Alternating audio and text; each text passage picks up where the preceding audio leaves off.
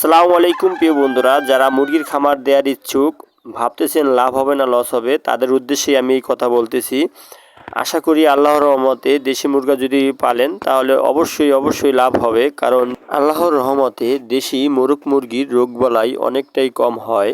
এই যে আপনারা দেখতে পাচ্ছেন যে আমার ছোট্ট মুরগির খামার, এই মুরগির খামারে কিন্তু আমি সর্বপ্রথম টাইগারের 50 পিস বাচ্চা তুলছিলাম। এই 50 পিস বাচ্চায় ওষুধপাতি দিয়া টোটালে আমার মোটামুটি ভালো কয় টাকাই লস হয়েছে, কারণ এক পিসের জন্য যেই ঔষধ 5 পিসের জন্য সেম একই ঔষধ, এর কারণে বেশিরভাগই লস হয়। সোনালি বা টাইগার দেশি ছাড়া বিদেশি যেগুলো মুরগি আছে বেশিরভাগই গরমে স্টক করে, আর দেশি মুরগা কিন্তু অনেক হিট সহ্য করতে পারে বা অনেক গরম সহ্য করতে পারে। তাই আমি বাজার থেকে একজোড়া মোরগ মুরগি কিনছি। আল্লাহর রহমতে কয়েকদিন পালার পরেই ডিম দিচ্ছে।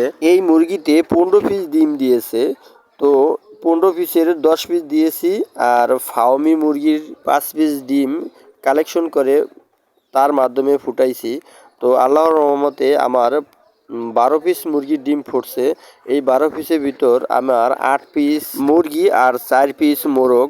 ওই 8 পিস মুরগিতে যখন ডিম দিছে নিজেরা কিছু খাইছি, আর 60 পিস মুরগির ডিম মুরগির সাহায্যেই তাপে ফুটাইছি। 60 পিসের ভিতর আমার 50 পিস ফুটছে। আল্লাহর রহমতে আমার সবগুলোই বেঁচে আছে।